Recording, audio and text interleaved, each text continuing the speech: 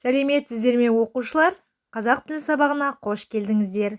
Бүгінгі сабағымыздың тақырыбы қауышу күні. Сабағымыздың оқу мақсатымен таныс болайық. Әлеуметтік мәдени, ресми іскери тақырыптарға байланысты диалог монологтердегі көтерілген мәселені талдау. Жанрлық және стильдік ерекшеліктеріне сай құрылымын сақтай отырып құттықтау құрастырып жазу. Оқушылар, сабағымызды бастамас бұрын мына бейне үзікке назар аударайық.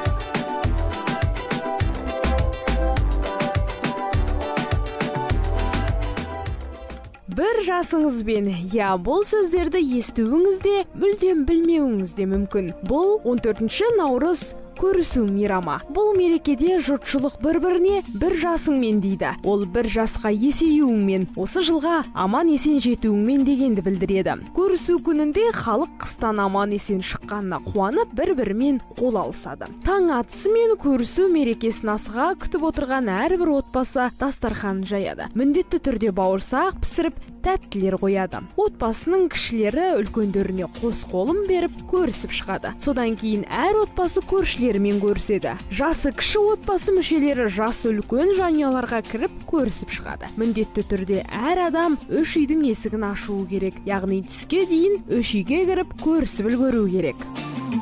Бүгінгі күні Қазақстанның батыс аймағында берік орныққан бұл дәстүр жыл сайын жергілікті халық сағына күтетін бірден бір салт болып отыр. Кей жерлерде амал мерекесі деп те атайды.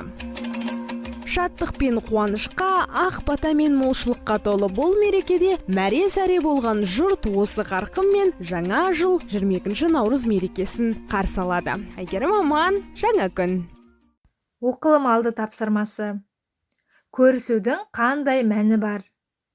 Көрісу мейрамының бүкіл Қазақстанда тойлануына қалай қарайсыңдар?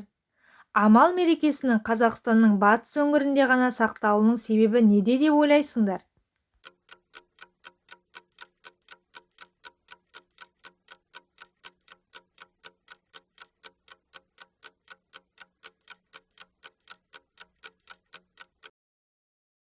Оқылым тапсырмасы. Мәтінді оқыңдар. Осы мейрам туралы бұрын оқыған мәліметтеріңмен бөлісіңдер.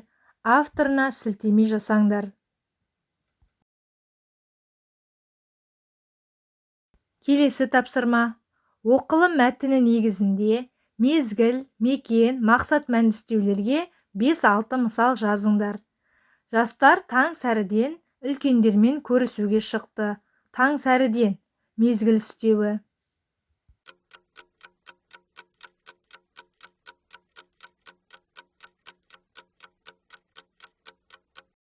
Артық болмас білгенің айдары.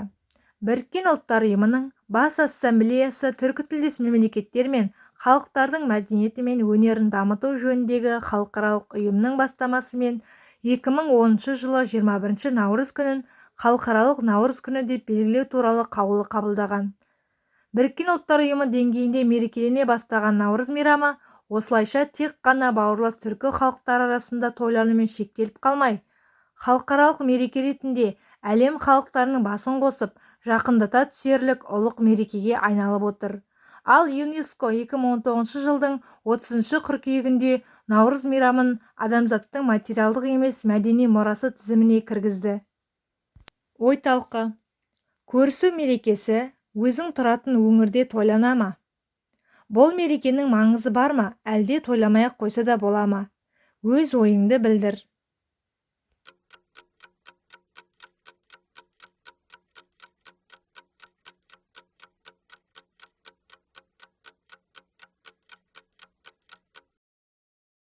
Үйге тапсырма. Ата-анаң мен ата-жеңе, ұстазыңа наурыз мейрамына орай құттықтау хат жазыңдар.